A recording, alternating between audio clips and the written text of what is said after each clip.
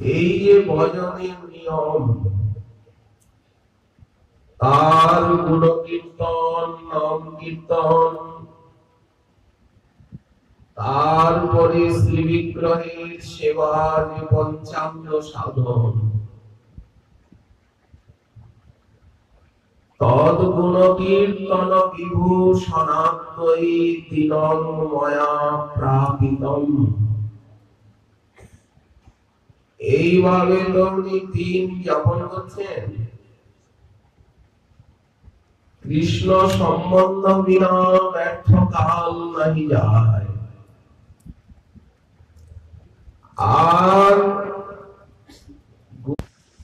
ভগবানের ভজনই তার প্রকৃত ভজন নয়। সঙ্গে সঙ্গে গুরু ভক্তি, বৈষ্ণব ভক্তি।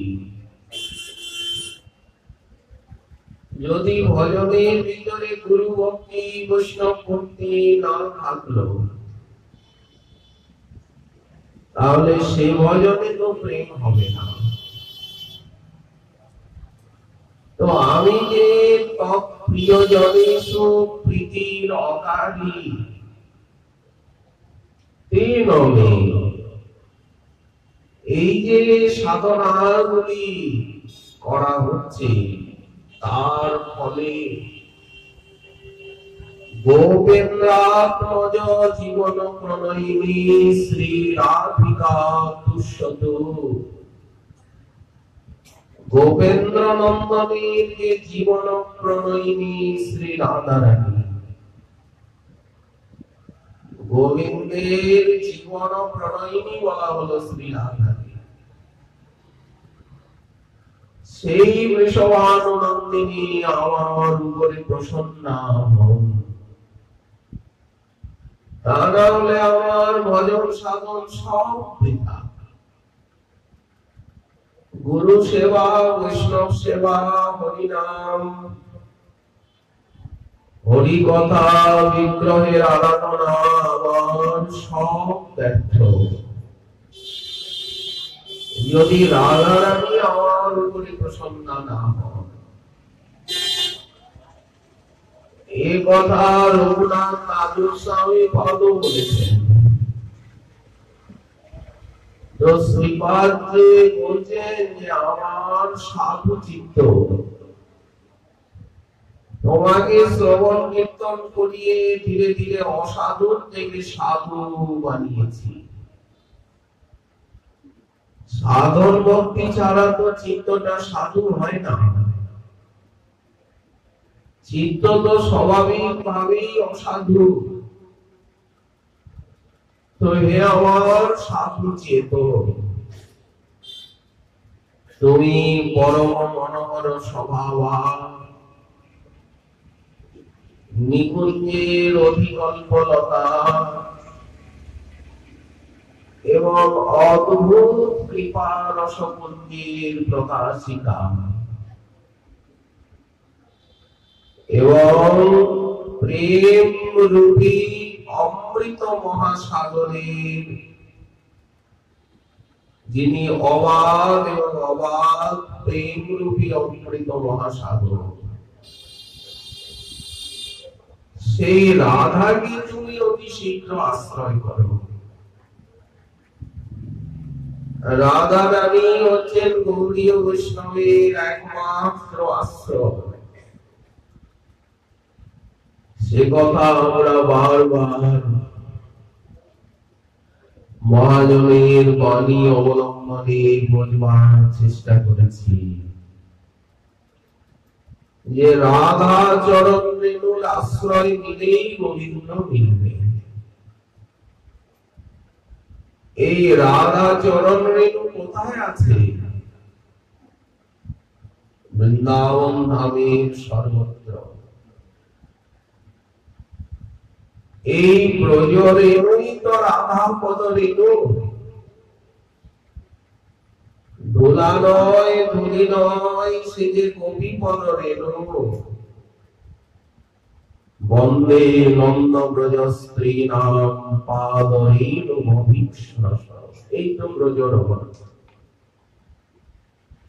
ব্রজে বাস মানে ব্রজরাজের আশ্রয়, ব্রজরাজের সেবা, রজরেণুর কৃপা।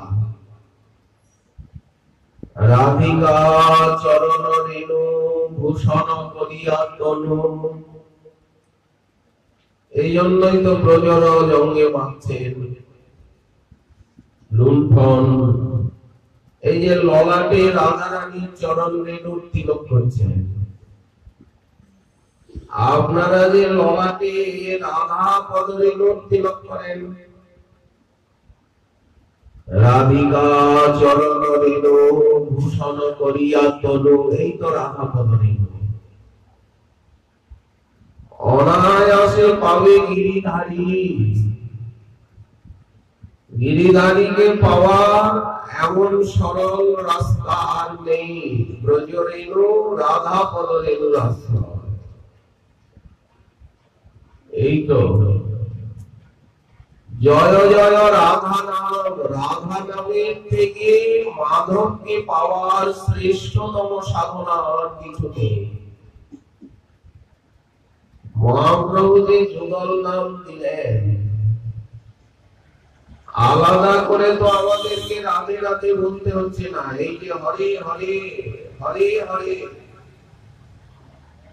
এই যে রাম রাম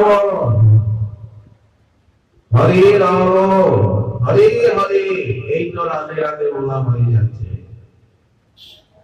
এই হরে হরে বলতেই মনের ভিতরে হৃদয় তন্ত্রীতে রাতে রাতে জঙ্কার উঠবে।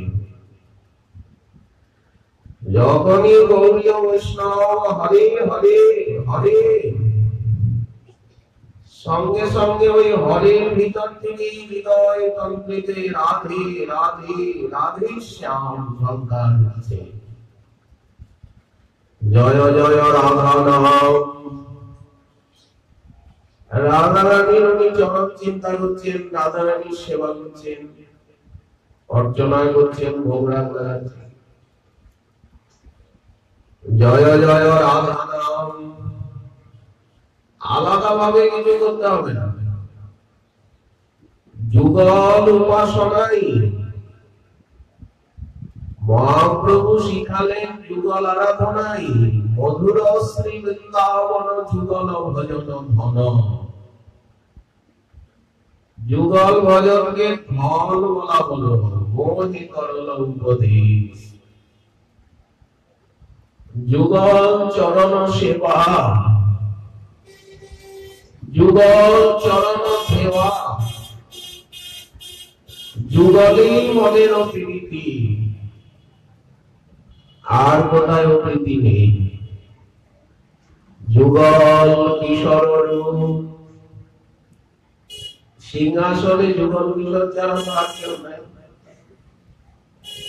পঞ্চতত্ত্ব আর সখী যুগল, আচার্য বর্গ গুরু বর্গ ছাড়া আপনার সিংহাসনে তো আর কেউ নাই। মা লক্ষ্মীকেও তো আপনি তাকিয়ে দিয়েছেন। আপনার সিংহাসনে একটা লক্ষ্মী ঘট আছে, মা লক্ষ্মীকে দাঁড়িয়ে দিয়ে আপনি অলক্ষ্মী হয়ে গেছেন না। লোকে বলে লক্ষ্মী ছাড়া দরকারও তো নেই। যুগল চরণ সেবা, যুগল চরণ ভেবা, যুগলেই মনের প্রীতি। আর অন্যত্র প্রীতি নেই।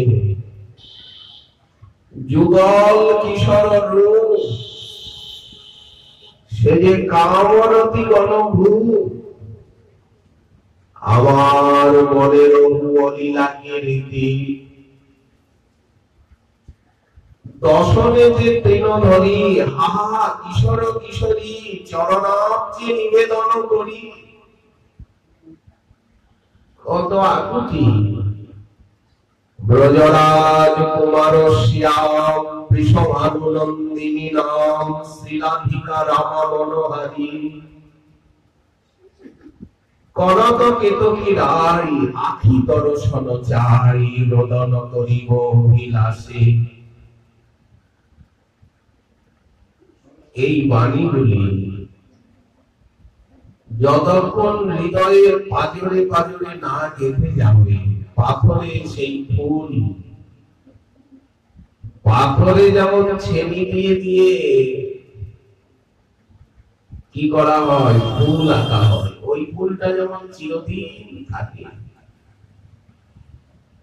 এমনি মহাজনের বাণীরূপী ছেনির আঘাতে এই রাধা ভাব ভক্তির ফুল হৃদয় পাষাণের উপরে খুদে খুদে আর সাধককে করতে প্রয়াস করতে হবে। কত মিষ্টি কথা বলছেন ঠাকুর মহাশয়, যে আমি রাধা রানীকে দেখবার জন্য কাঁদব। এই কান্না কি কান্না না হাসি? কনক কেতকী রাই আখি দর্শন চাই, রনন করিব অভিলাষে। বলছেন কনক কেতকী বর্ণ রাধা রানীকে দেখবার জন্য আমি এই চোখে দেখবার জন্য আখি দর্শন চাই। আমি অভিলাষের ঘরে রোদন করব। কনক কেতকী রাই আখি দর্শন চাই, রোদন করিব অভিলাষে। জলধর ধর ধর রূপে অঙ্গ মনোহর, জলধর ধর ধর অঙ্গ অতি মনোহর। নিশ্চয়ই আপনাদের প্রেম ভক্তি চন্দ্রিকা মুখস্থ আছে সকলে, কারণ আপনারা তো সাধক সাধিকা। মাতৃশ জীবের মতো তো উড়নচণ্ডী নয়। সাধক সাধিকা যারা, তাদের তো এইগুলি অত্যন্ত প্রয়োজন, প্রতি পদক্ষেপে প্রয়োজন, রোজ প্রয়োজন। এইভাবে ভাবিত হতে হবে তাদেরকে। জলধর ধর ধর অঙ্গতি মনোহর, রূপে ভুবন পরকাশে। সখীগণ চারিপাশে রাধা রানীর চরণাশ্রয় করতে যে চিত্তকে বলছেন, তো রাধা রানীর চরণাশ্রয়টা কি? ওই সখী ভাবনাশ্রয়। মঞ্জরি ভাবাশ্রিত হয়ে সাধন করতে হবে। অন্য বিরুদ্ধ ভাব চিত্তে থাকবে না। 24 ঘন্টায় একটা ভাবেই স্থিতি। সখীগণ চারিপাশে সেবা করে অভিলাষে,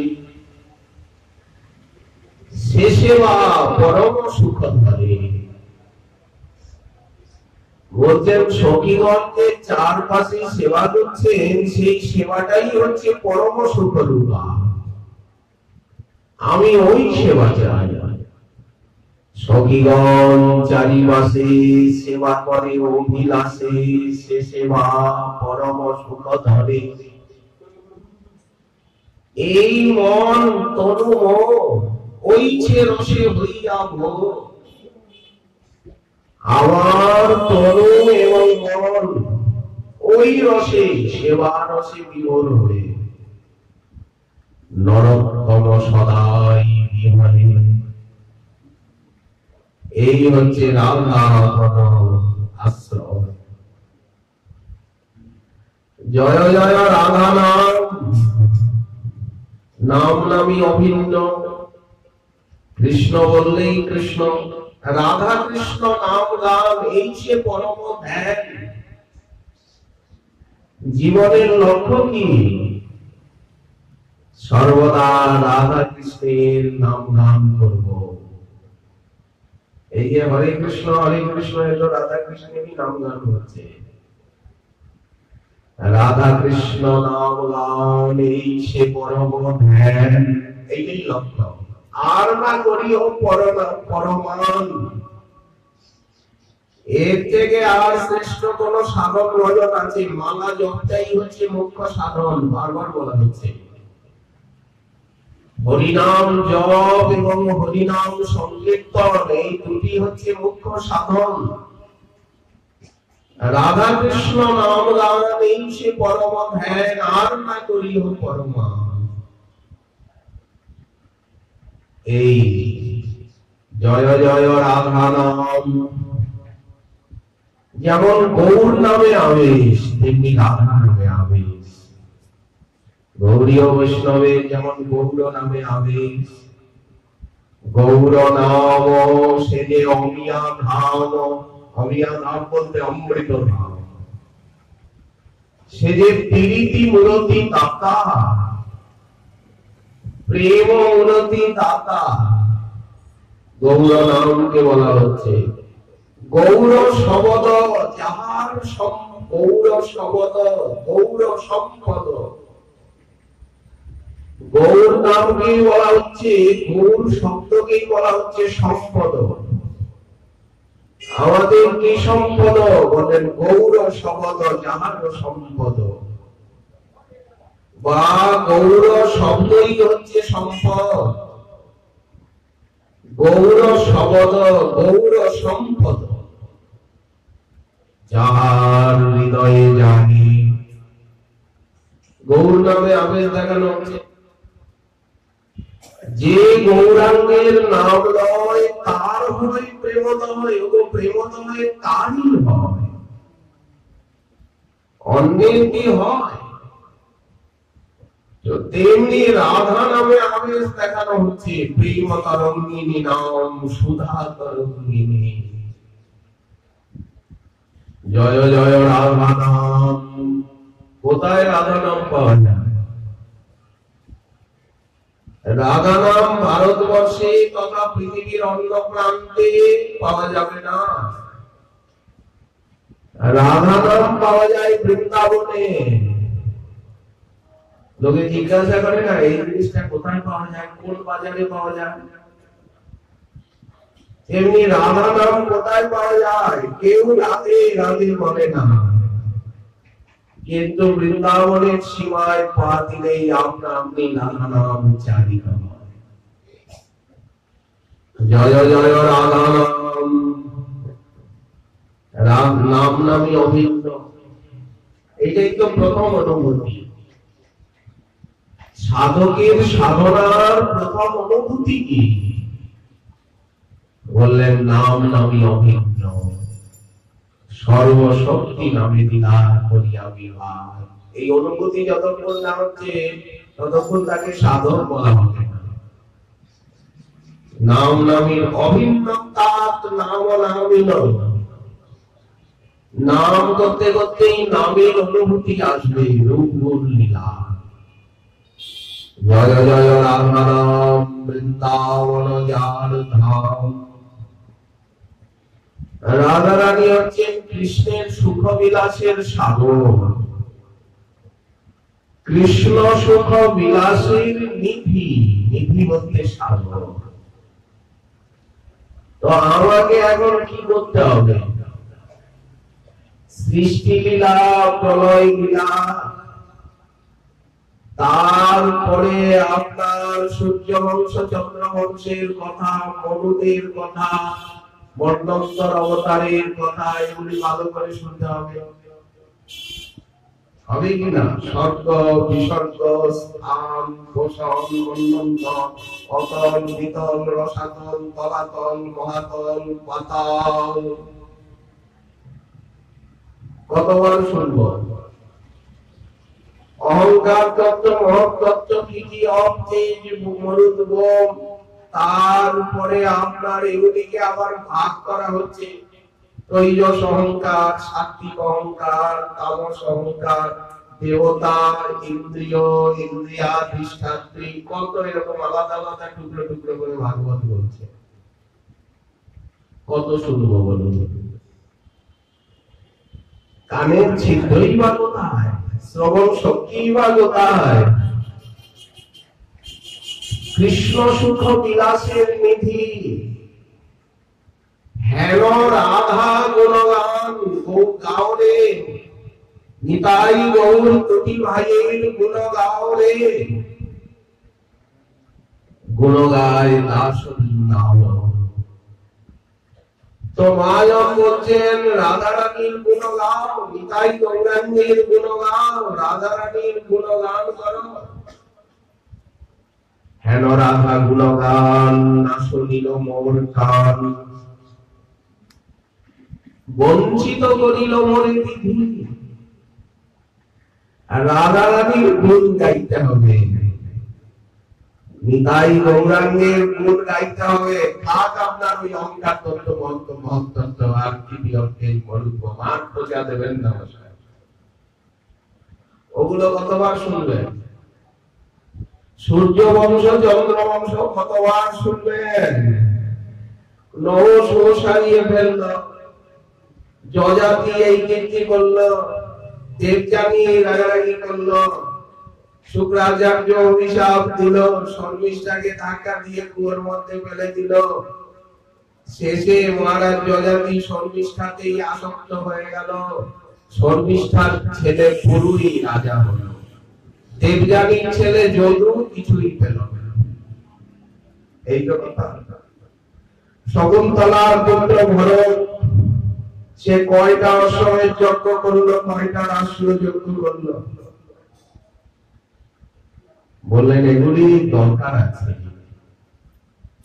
ভাগবত রসমালয়ম মুহুরহ রসিকা ভুবিভাবুকা। কিন্তু আপনার লক্ষ্য কি?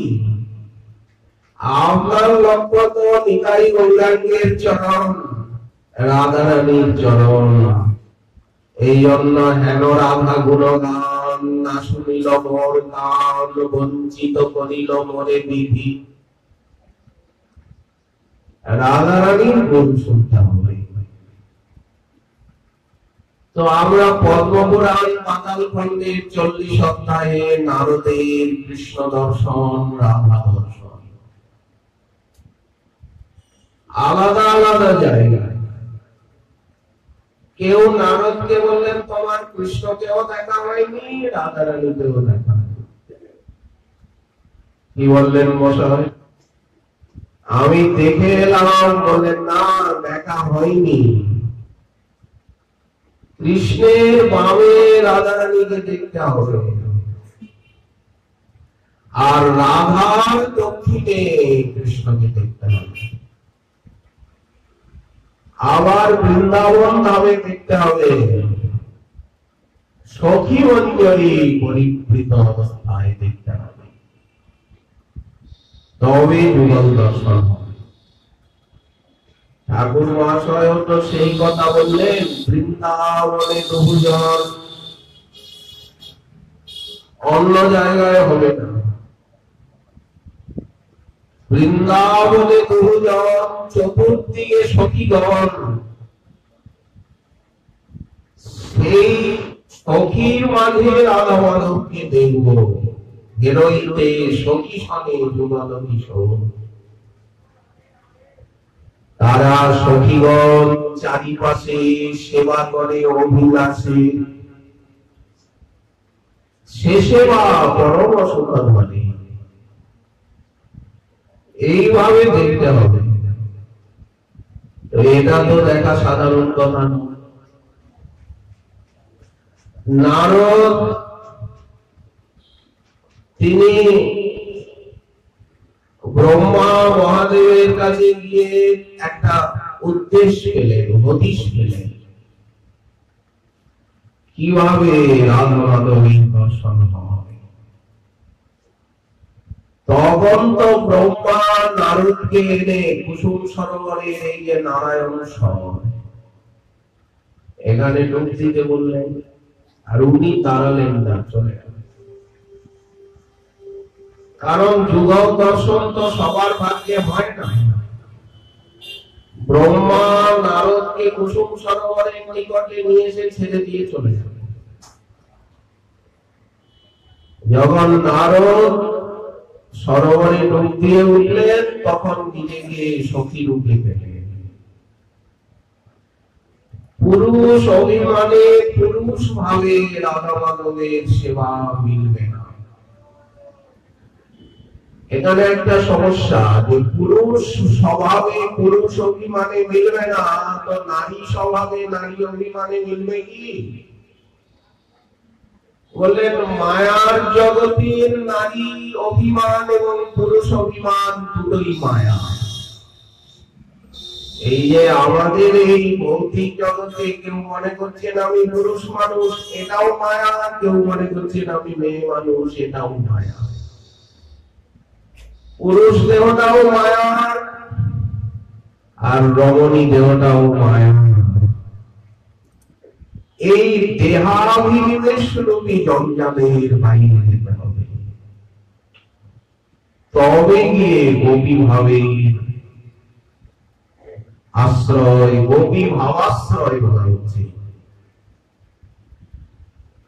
তো সেই গোপী ভাবাশ্রিত হয়ে, রাধা কিঙ্করী ভাবাশ্রিত হয়ে সাধন করতে হবে। আমি যদি পুরুষ হই, আমার এই দেহটা ভুলতে হবে, পুরুষ অভিমান ছাড়তে হবে। আমি যদি নারী হই, আমার নারী দেহটা ভুলতে হবে, নারী অভিমান ছাড়তে হবে। কি অভিমান আনতে হবে? কারণ নারী অভিমান নিয়ে আপনি নবদ্বীপ লীলায় কি করে ঢুকবেন? নবদ্বীপ লীলায় তো নিজেকে ব্রাহ্মণ কিশোর রূপে চিন্তা করতে হবে, গোলমাল হয়ে গেল। ওই জন্য পুরুষাভিমান, রমণী অভিমান, দুটি অভিমানী বাধা, দেহাভিমান মাত্রই বাধা। কি অভিমান? আত্মানং চিন্তয়ে তত্র তাসাং মধ্যে মনোরমাম নবযৌবন সম্পন্নাং কিশোরীং প্রমদাকৃতিম। ঠাকুর মহাশয় অনুবাদ করছেন, রূপে গুণে নবহবি, আমি সদা হব অনুরাগী, বসতি করিব সখীর মাঝ, বৃন্দাবনে বহুজন চতুর্দিকে সখীগণ, সময় বুঝিয়া রস সুখে সখী ইঙ্গিত হবে, চামর ভুলাব কবে, তাম্বুল যোগাব চাঁদ মুখে। একটু চিন্তা ভাবনার অভ্যাসটা তো করতে হবে, একটু স্থির হয়ে বসতে হবে। তো কে আমি, কেন আমাদের জানিতা করতে হয়? ওই জন্য বলছেন, যুগল চরণ সেবী নিরন্তর এই ভাবি, আমি অনুরাগে রহিব সদাই। এই চিন্তা ভাবনায় মন গেলেই অনুরাগ আসবে চিত্তে, দেহাভিমান যায় রে দূরে। আর হরিনাম সাধন রয়েছে, পাপ হরে আর তাপ হরে। হরিনামই তো পাপ তাপকে হরণ করবে, দেহাভিমানকে নাশ করবে। পাপ হরে আর তাপ হরে, দেহাভিমান যায় রে দূরে। দেহাভিমান থাকবে তো চেতদর্পণ মার্জিত হলো না। চেতদর্পণ মার্জন মানেই দেহাভিনিবেশ দূরে যাওয়া। এই তো সখীর অনুগত হইয়া, এত সুন্দর সুন্দর চমৎকার ছোট ছোট কথা মহাজনের পদ বলাবলীর ভিতরে, প্রেম ভক্তি চন্দ্রিকায়, ওইগুলি আমাদের সিদ্ধ মন্ত্র। তো দেবর্ষি নারদ তো নিজেকে সখী রূপে পেলেন। কি দেখালেন? নারদ স্বরূপটাও তো পার্শ্বদ স্বরূপ। দেবর্ষি নারদ তো পার্শ্বদ এবং সপ্তাবেশ অবতার, কিন্তু পার্শ্বদ হলেও সপ্তাবেশ অবতার হলেও ওই দেহে ওই অভিমানে যুগল কিশোরের দর্শন হবে না।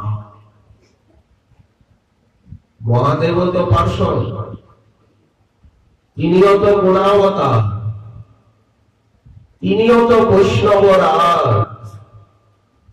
কিন্তু ওই দেহে ওই অভিমানে ওই স্বরূপে যুগল দর্শন হবে না।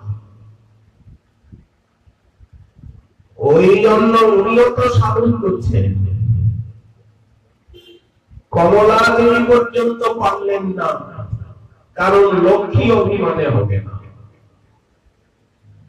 ঐশ্বর্য ভাবে হবে না, গোপিকার আনুগত্য না দিলে যুগল দর্শন কৃষ্ণ দর্শন হবে না। কমলা দেবীর হচ্ছে না। গোপী অনুগতি বিনা ঐশ্বর্য জ্ঞানে ভজিলেও নাহি পায় ব্রজেন্দ্র নন্দনে। তাহাতে প্রমাণ লক্ষ্মী করিলা ভজন, তথাপি না পাইলা ব্রজে ব্রজেন্দ্র নন্দন। এই তো মহাপ্রভুর শ্রীমুখের বাণী। এই জন্য ঠাকুর মহাশয় লিখছেন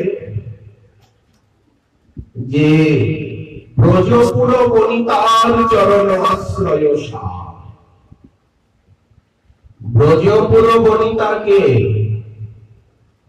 ব্রজপুর বনিতা হচ্ছেন রাধারানী, ব্রজপুর বনিতা সখী মন্দিরগণ। গুরু গৌরীয় বৈষ্ণবের যে গুরুতত্ত্ব, গুরুদেব তিনিও তো ব্রজপুর বনিতা।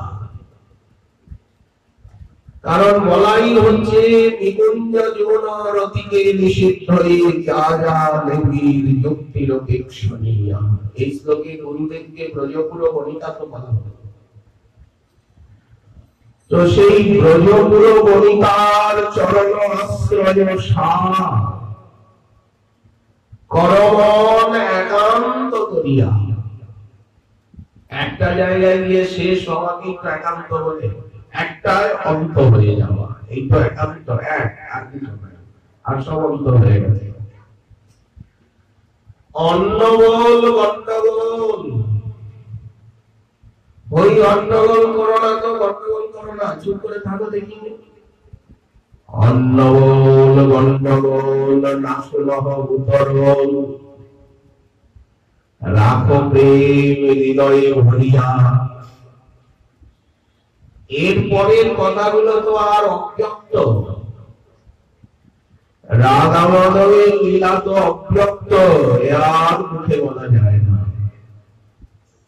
ওই জন্য বলছেন সেই অনুভূতিকে হৃদয়ে ভরে রাখো, রাখো প্রেম হৃদয়ে ভরিয়া। তো নারদ এগিয়ে যাচ্ছেন, হঠাৎ এক সখীর সঙ্গে দেখা। তোমায় যেন দেখেছি দেখেছি বলে মনে হচ্ছে, যেন কত পরিচিত। সেই সখী কুঞ্জে নিয়ে গেলেন। এখানে সখী ছাড়া এই লীলা পুষ্টিটাই হয়। সখী ছাড়া এখানে কেউ আসতে পারবে না। এটা কুসুম সরোবরের বন, এইটা কুসুম কানন, এটা সখীস্থলী, সখীদেরই জায়গা, সখীদেরই রাজ্য। প্রেম কারিগর মোরা যত সখীগণ, নীতি নীতি ভাগি করি প্রীতি রতন। এখানে সখারাও আসতে পারে, এখানে মাতা পিতা বহু দূরে, রক্তক পত্রকাদি দাসগণ তারাও বহু দূরে। সবে এক সখীগণের পিঠে অধিকার। এখানে আসতে পারবে, অন্য সখারা আসতে পারবে না। দাসগণ আসতে পারবেন, দাদা বলাই আসতে পারবেন, মাতা পিতা যে কেউ আসতে পারবেন বলে তারা এই স্থানটাকে দেখতেই পায় না। রাধা কুণ্ডে যে এত কুঞ্জ নিকুঞ্জ, কুসুম সরোবরে যে এত অদ্ভুত পুষ্পারণ্য, ওটা অন্যেরা দেখতেই পায় না। মধুর রসের যে লীলাস্থলী গুলি, সেগুলি অন্য রসের ভক্তদের নয়নগোচর হয় না। রাধা কুণ্ডে যে চিন্তামণিময় রাধা কুণ্ড কত, তাহে কুঞ্জ শত শত। প্রবাল বিদ্রোহ মণিময় লতা, মুক্তা ফলে অবনত। এগুলি কিন্তু অন্য দেখতে পাবে না, সখারাও পাবে না, দাসরাও পাবে না, কাকা বলাইও পাবে না। মাতা পিতারও দৃশ্য নয় এই সমস্ত কুঞ্জ। সানন্দ সুখদ কুঞ্জ মনোহর, তাহাতে কুঠির শোভে। কারণ মধুর রসের লীলা অন্য রসের ভক্তগণের দৃশ্য নয়, তেমনি লীলাস্থলীয় দৃশ্য নয়। হয়তো কুঞ্জ নিকুঞ্জ সকলেই দেখবে না, নিকুঞ্জে নিয়ে শ্যামানন্দ প্রভু যেমন ঝাড়ু দিচ্ছিলেন, শ্যামানন্দ প্রভুর গুরুদেব হৃদয় চৈতন্য প্রভু তিনি গদাধর পণ্ডিত গোস্বামীর ভ্রাতুষ্পুত্র দ্বিজ বাণীনাথের ছেলে। গৌরীদাস পণ্ডিত গদাধরের কাছ থেকে হৃদয় চৈতন্যকে প্রার্থনা করে নিয়ে নিজে শিষ্য করেছেন, নিতাই গৌরাঙ্গের সেবা দিবেন হৃদয় চৈতন্যকে। উনি সূক্ষ্মভাবে আরাধন, যেহেতু গৌরীদাস পণ্ডিত শুভম সখার অবতার, তো উনি সূক্ষ্মভাবটা পেয়েছেন। শ্যামানন্দ প্রভুর বৃন্দাবনে এসে শ্রীজীব গোস্বামী পাদের আনুগত্য নিয়ে নিকুঞ্জবন সেবা করতে করতে রাধা রানী নূপুর পেয়ে গেলেন। ললিতা তাকে রাধা মন্ত্রে দীক্ষিত করলেন। শ্যামানন্দ পরিবারে অলৌকিক রাধা মন্ত্র রয়েছে এখনো, কয়েকটি বীজ সম্বলিত। ওই রাধা মন্ত্র কিন্তু আর অন্য পরিবারে সব পরিবারেই রাধা মন্ত্র আছে। রাধা মন্ত্র রাধারানীর মন্ত্র গায়ত্রী ছাড়া রাধারানীর আরাধনা হবে, যেমন মহাপ্রভুর মন্ত্র গায়ত্রী ছাড়া মহাপ্রভুর আরাধনা হবে কি করে, নিত্যানন্দ প্রভুর মন্ত্র গায়ত্রী ছাড়া তার আরাধনা হবে। কিন্তু এই রাধা মন্ত্র অন্য পরিবারে, ওটা ললিতা দেবীর দেওয়া রাধা মন্ত্র। তো ললিতার কৃপায় শ্যামানন্দ প্রভুর ভিতরে রাধা কিঙ্করী ভাব জেগে, তুমি পাইলে শ্যামাপদ ধন্য, অতএব নাম হইল তোমার শ্যামানন্দ। ওই নুপুরাঙ্গকে দিল, আর ওই বিন্দু তো যখন তিলক বদলালো, ভাব বদলালো, গায়ের রঙ বদলে গেল, আচরণ বদলে গেল। হৃদয় চৈতন্য প্রভু এইসব শুনে আর মনে মনে ভাবলেন যে আমার শিষ্যকে শ্রীজীব গোস্বামী শিষ্য করে দিয়েছে, নাম বদলে দিয়েছে, তিলক বদলে দিয়েছে। তখন তো উনি সপরিকরে একটা মিষ্টি কলহ হলো গুরু শিষ্যে, যেটি আমরা শ্যামানন্দ প্রভুর চরিত্রে পাই। গুরুদেব জিজ্ঞাসা করলেন, আমাদের তো সূক্ষ্ম ভাবের ভাবনা চিন্তা, তুমি এই গতি ভাব কোথা থেকে পেলে? এটাও লীলা। তুমি এই ভাব, এই চেষ্টা কোথা থেকে পেলে? কে তোমায় দিল? এর দ্বারা বোঝা যাচ্ছে যে এটা কৃপৈকলভ্য, এটা কৃপায় লাভ, কৃপায় সবই সম্ভব। তো এখানে দেবর্ষি নারদকে কুঞ্জে নিয়ে গিয়ে যুগল মন্ত্র দেওয়া হলো। আগে মন্ত্রতন্ত্র ঠিক মতো পাবেন, উপাসনা ঠিক মতো হবে, তারপরে তো উপাস্য আসবে।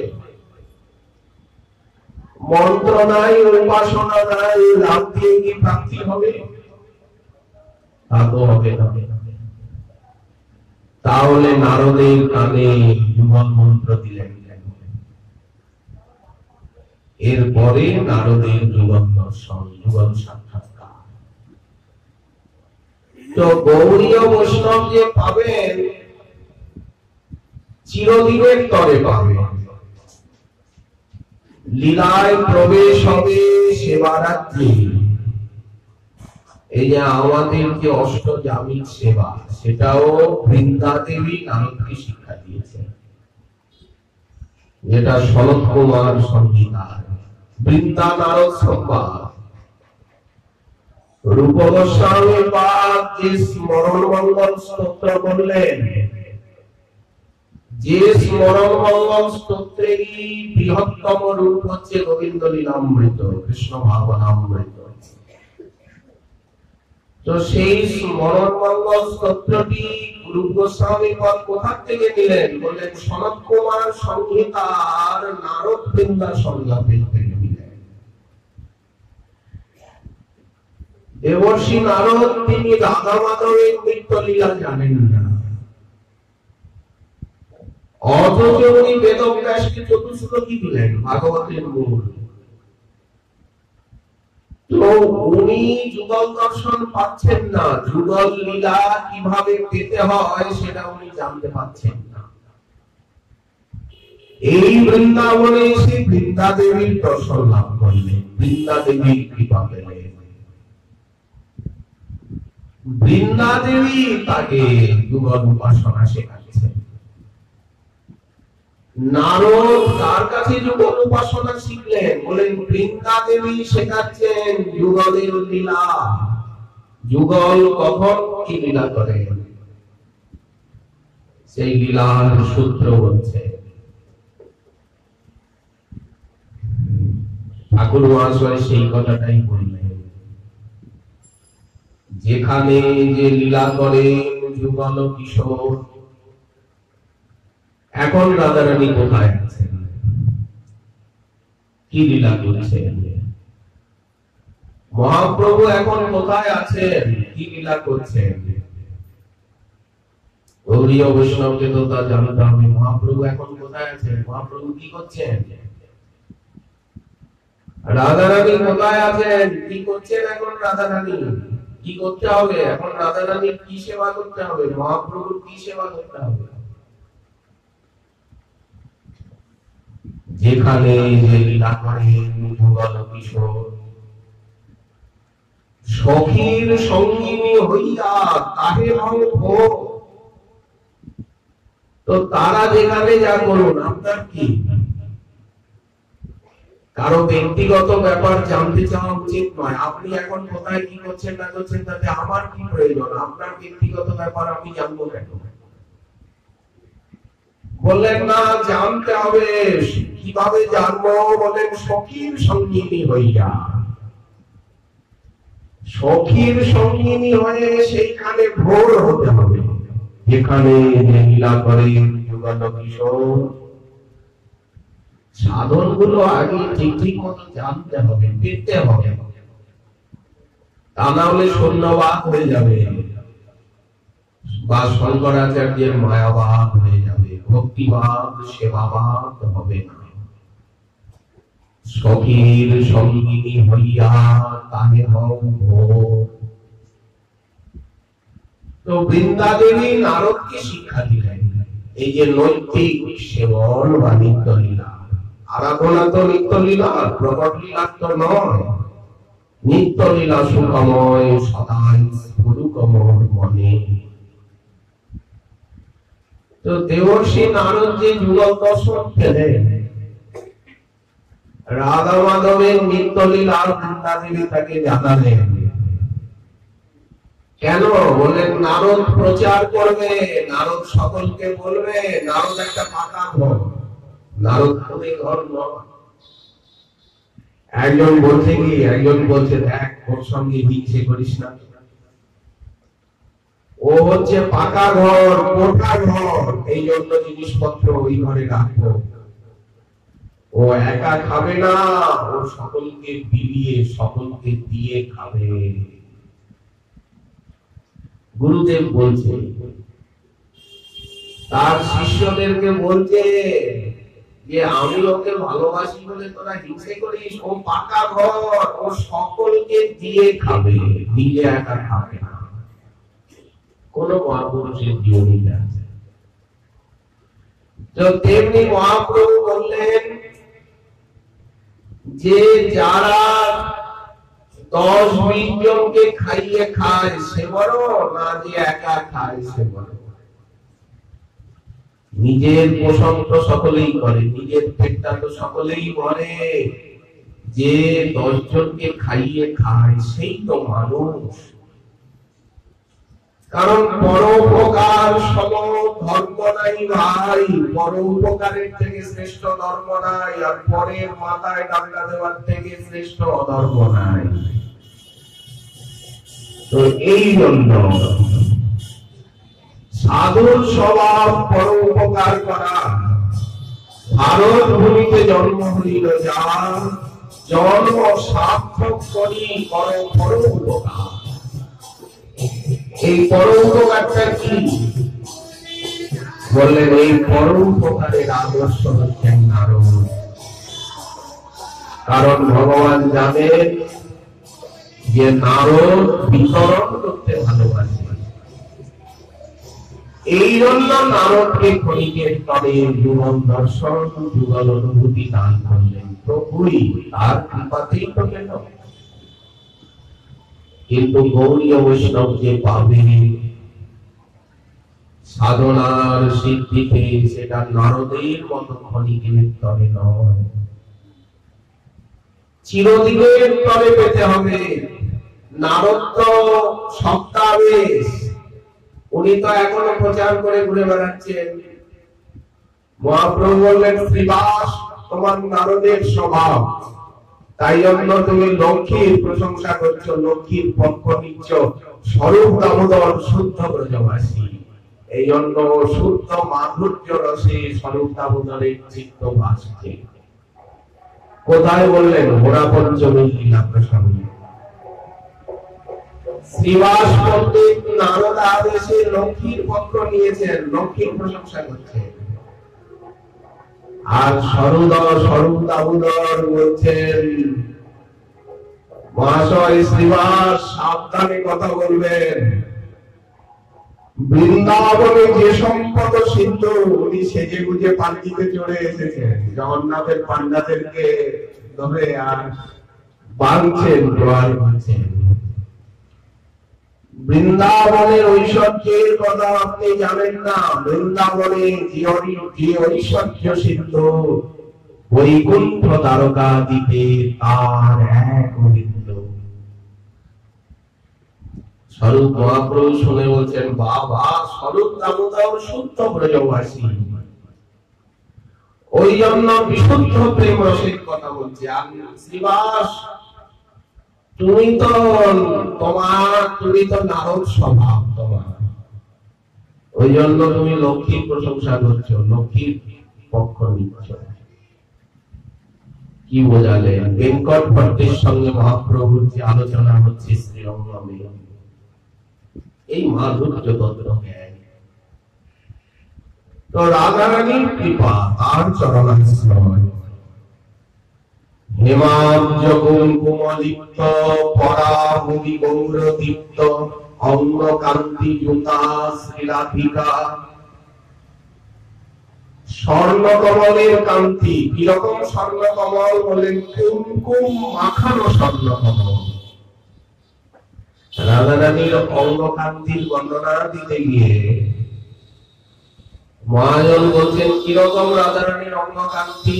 বলেন কুমকুম মাখানো স্বর্ণ কমল। স্বর্ণ কমলকে কেউ যদি কুমকুম দিয়ে মাখায়, বললেন তাকে পরাভব করে যার গৌরদীপ্তি।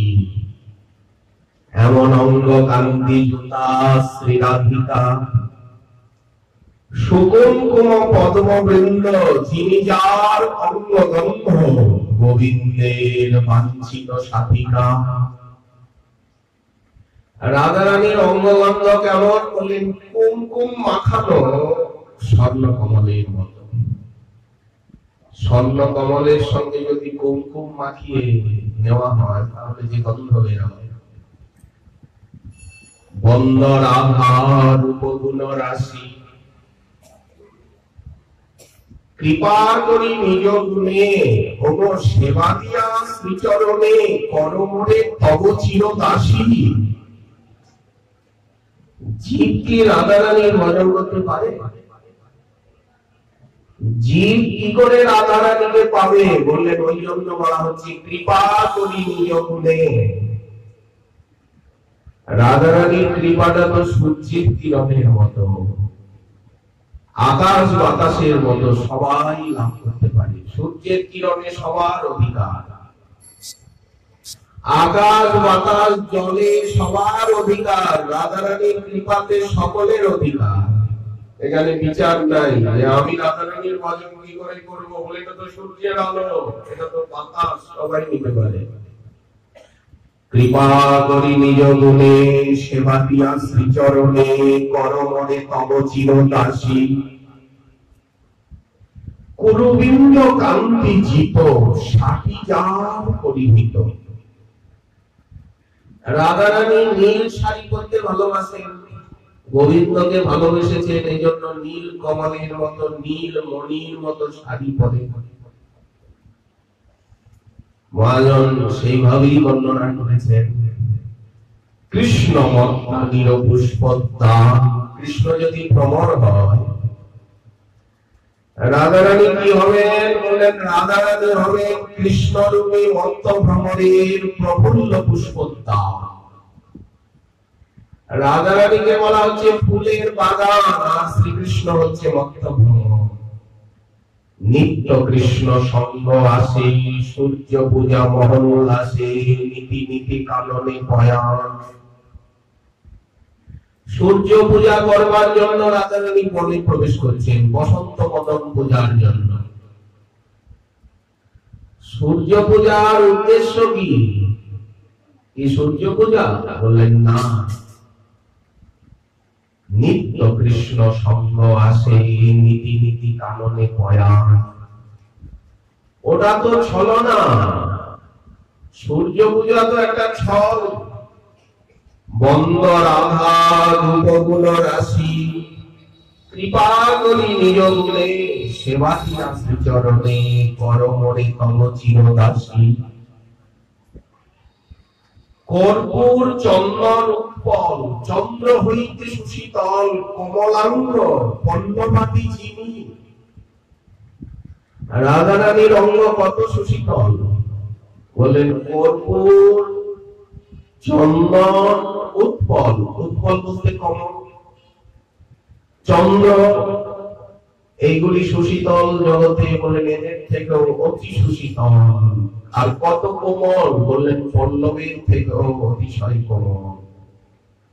কৃষ্ণে নিজ স্পর্শ দিয়া, কাম তাপ বিনাশিয়া, সদা সুখদাত্রী সুবদনী।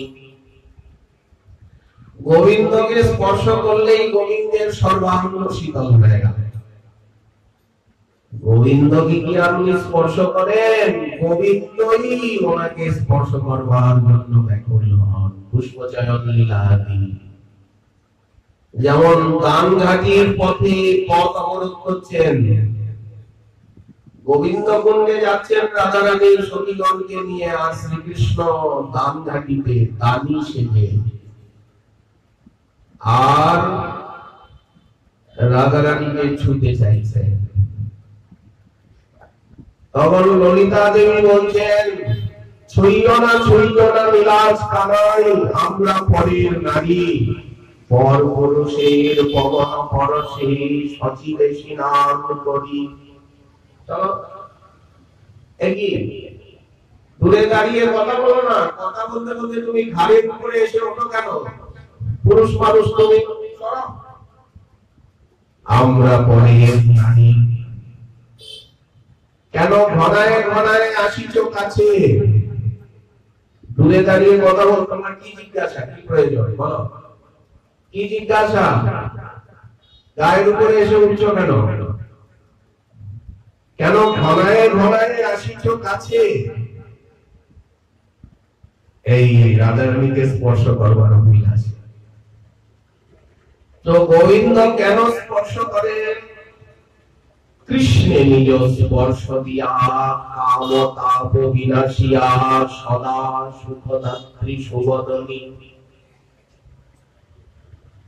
সর্বসতী বন্দ রমা, সমস্ত সতীবৃন্দের ভিতরে বন্দনীয়া হচ্ছেন রমা দেবী।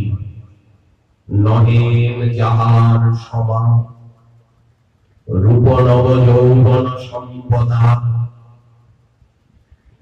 রমা দেবী কোন অংশে রাধারানীর তুলনীয় নয়, লক্ষ্মী দেবী রাধারানীর ধারে কাছেও আসতে পারে না। লীলাবলী মনোহরা শীতল বিগতরা, যার সমাধিকা নাহি কথা। কমলা সত্যভামা রুক্মিণী সীতা দেবীর থেকে অধিক মনোহরা লীলাবলী। কি লীলাবলী? নিত্য গীতে সুসংগতা। লক্ষ্মী দেবী যে নাচ গান করে নারায়ণকে আনন্দ দেন, এর প্রমাণ কমই মেলে। লক্ষ্মী দেবী যে নাচ গান করে নারায়ণকে আনন্দ দেন, সীতা দেবীও যে নাচছে রামচন্দ্রকে আনন্দ দিচ্ছে, গান করছে, এগুলি শাস্ত্রে কম মেলে। হয়তো হলেও হতে পারে, কিন্তু রাধারানী গোবিন্দকে আনন্দ দেন কি দিয়ে? বললেন নৃত্য গীতে সুসংগতা, নর্মকলা সুপন্নিতা। রাধারানী নাচ গানের নর্মকলা পরিপাটিতে প্রেম রম্য রূপ বেশাধিকা। রাধারানীকে এত বারবার সাজেন, রাধারানীকে এতবার সাজাতে হবে। এই সাজ পোশাকে রবীন্দ্র বিমোহিত হয়ে যান। রাধারানীর নাচ গান সাজ পোশাকে।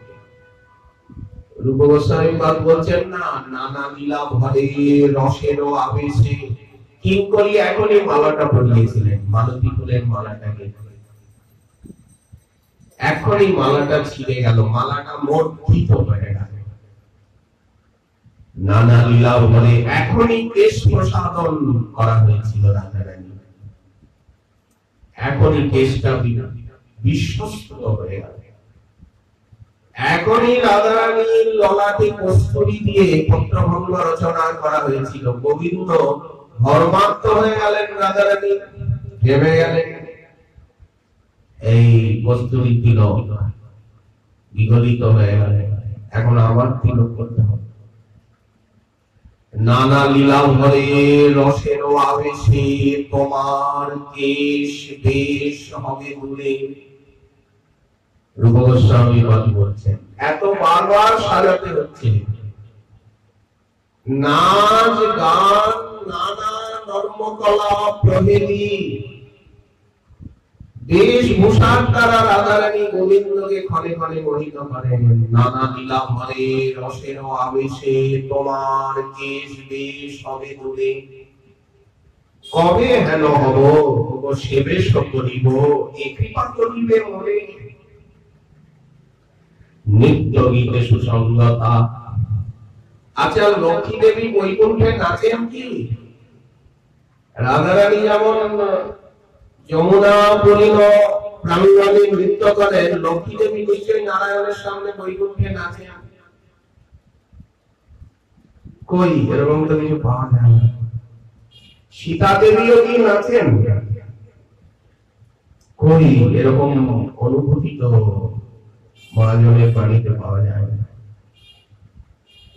নিত্য গীতে সুসংগতা, নর্মকলা সুপন্ডিতা, প্রেম রম্য রূপ বেশাধিকা। সদ্গুণাদি সুমণ্ডিতা, বিশ্বদব্যা গুণান্বিতা, সুবিজিতা নিখিল গোপিকা। আচ্ছা, সুবিজিতা